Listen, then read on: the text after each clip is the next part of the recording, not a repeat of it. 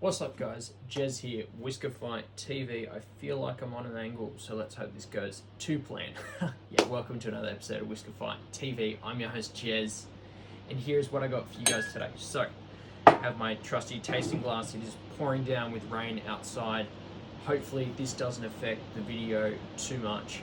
That is the joys of living in, I guess, New South Wales and it being, well, kind of rolling into winter down here. So, as you can see, I have a bottle of Backwoods Distilling. This is their batch 3 rye. Hopefully you guys can see that there, and hopefully I don't have that too far off. So, let us kind of pop the top on that one and get a pour going. So as I said, this is the Backwoods Distillery Co. Rye Batch 3. I didn't spill it everywhere, which is nice. I'm gonna let that breathe for a minute. I was lucky enough to taste this one before, so I kind of know what I'm going into because I was able to write down the notes. Obviously, it is 92 proof, 46% ex-Shiraz cask, but it is French oak as well. So French oak cask. I think first fill Shiraz. I think that's how that works. First fill Shiraz X French oak. Please correct me if I'm wrong. Their Mashbill, which is super fun, and my sleeve is rolled up a little bit, so it's going to irritate me. Their Mashbill is 60% rye, 25% pale malt, 10% winter wheat, and 5% chocolate roasted malt. Oh, exciting. It is $139 Australian.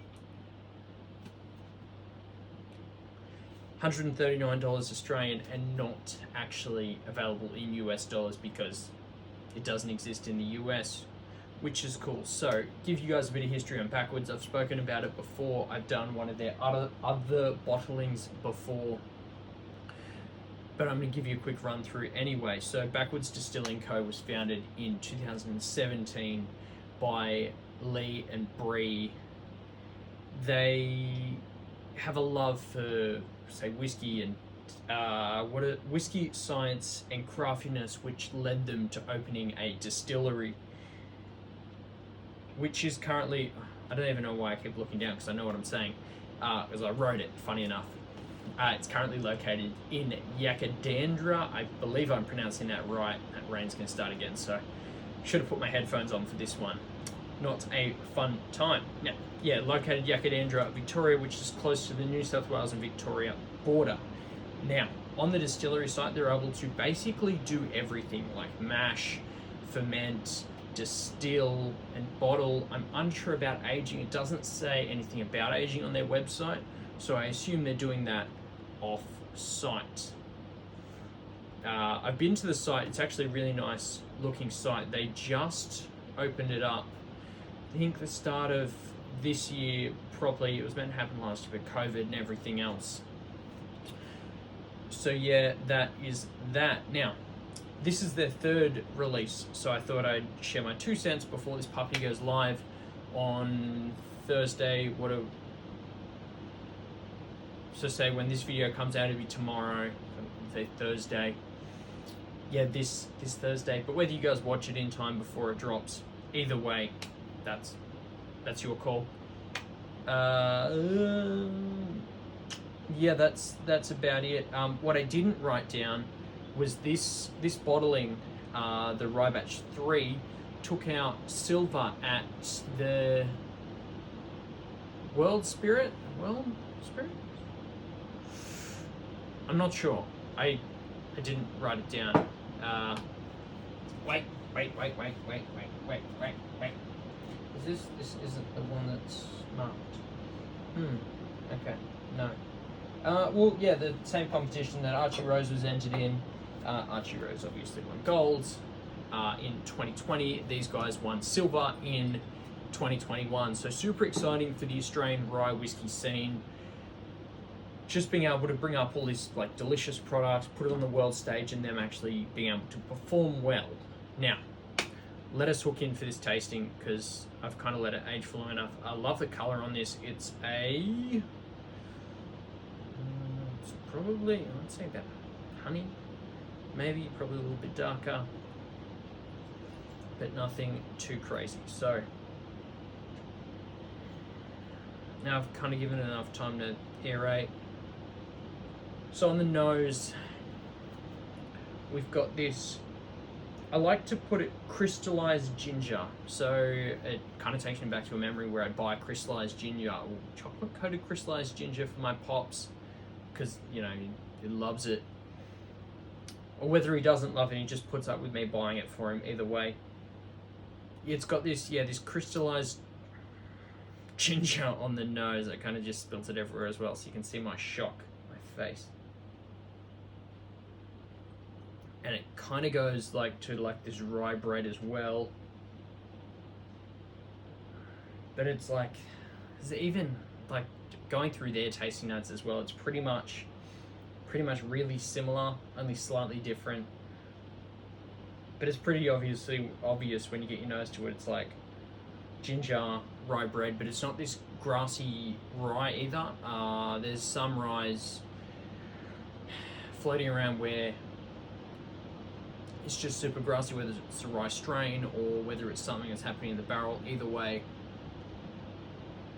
it's basically just those two notes happening there. So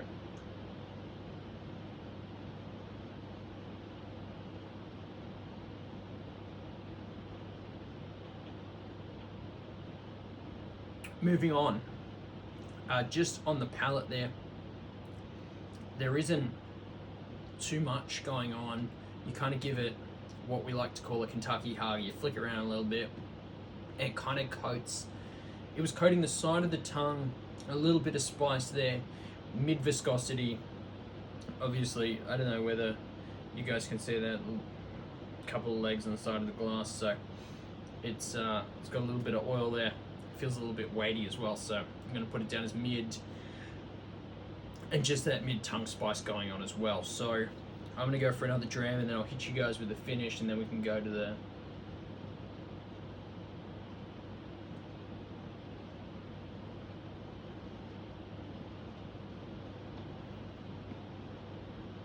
Okay.